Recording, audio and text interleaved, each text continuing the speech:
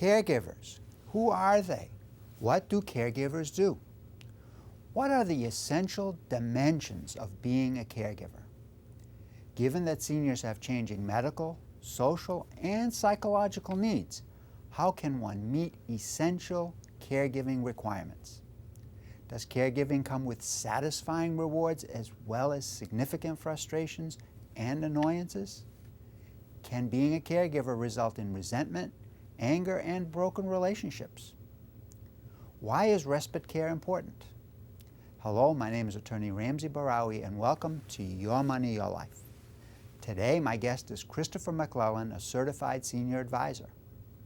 Mr. McClellan is the host of Be a Healthy Caregiver on Blog Talk Radio, manages a caregiver's blog on purplejacket.com, and is himself a caregiver. Chris, welcome to Your Money, Your Life. It's great to have you on the program. Thank you so much, Ramsey. It's great to be able to talk with you and to talk about what I'm passionate about, caregivers and caregiving. Thank you. Okay, you're quite welcome. Now, Chris, as people develop age-related infirmities, they need more help. They need more assistance. Yes. We hear stories of older Americans requiring the occasional ride to the doctor's office or shopping or keeping their house in order. But isn't caregiving much more than that? Please fill us in on what it really means to be a caregiver. Well, caregiving is comprehensive. It is what you mentioned right there is, a leisurely ride, a trip to the grocery store, friendly visits.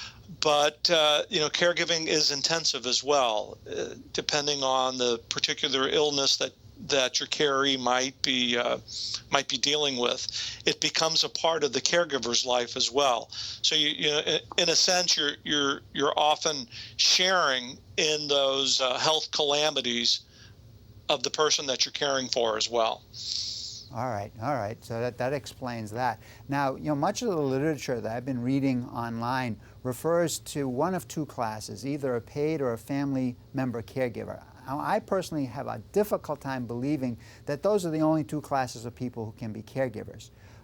Chris, could you define for us who is a caregiver? Well, in a sense, I think we're all caregivers. Anybody who is feeling, who has a kind heart, or sees a neighbor in need, and whether it's just reaching out to drive somebody to the store, or they're the more intensive caregiving role, for instance, like I'm in with my partner. I think we all have that opportunity to lend a hand and to reach out to help somebody in need. But when you become a caregiver, it's like I said earlier, you take on that role, you take on that journey with the person that you're caring for, and it becomes a part of you. Okay, all right. So it actually becomes a part of the fabric of your life, is what you're Exactly saying. Okay. Aging touches each one of us, our parents, our children, and of course ourselves. Simply put, the essential dimensions of caregiving typically involve providing unpaid assistance to a person who has trouble functioning independently in one way or another.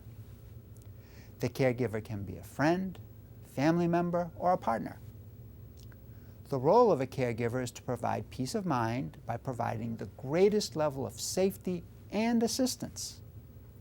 Chris McClellan shared with us that the key to avoiding caregiver burnout is sharing responsibility while recognizing and adhering to limits. In so doing, a caregiver will balance caregiving with other responsibilities.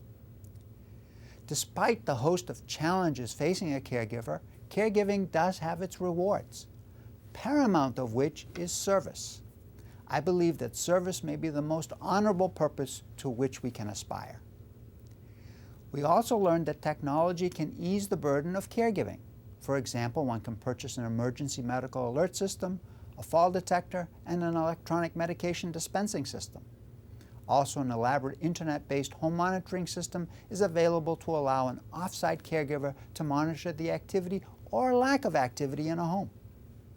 With increased longevity, improved medical care, and treatment options, we will all ultimately need to come to grips with the dimensions of aging. So take charge of your future by doing your homework. A good place to start is by listening to Christopher McClellan's internet radio show, Be a Healthy Caregiver. Also visit his caregiver's blog, thepurplejacket.com. For in the words of Ben Franklin, an investment in knowledge always pays the best interest. In closing, thanks to my guest, Christopher McClellan, and as always, thank you to you, our viewers, for watching Your Money, Your Life. My name is Attorney Ramsey Barawi, Building Your Trust.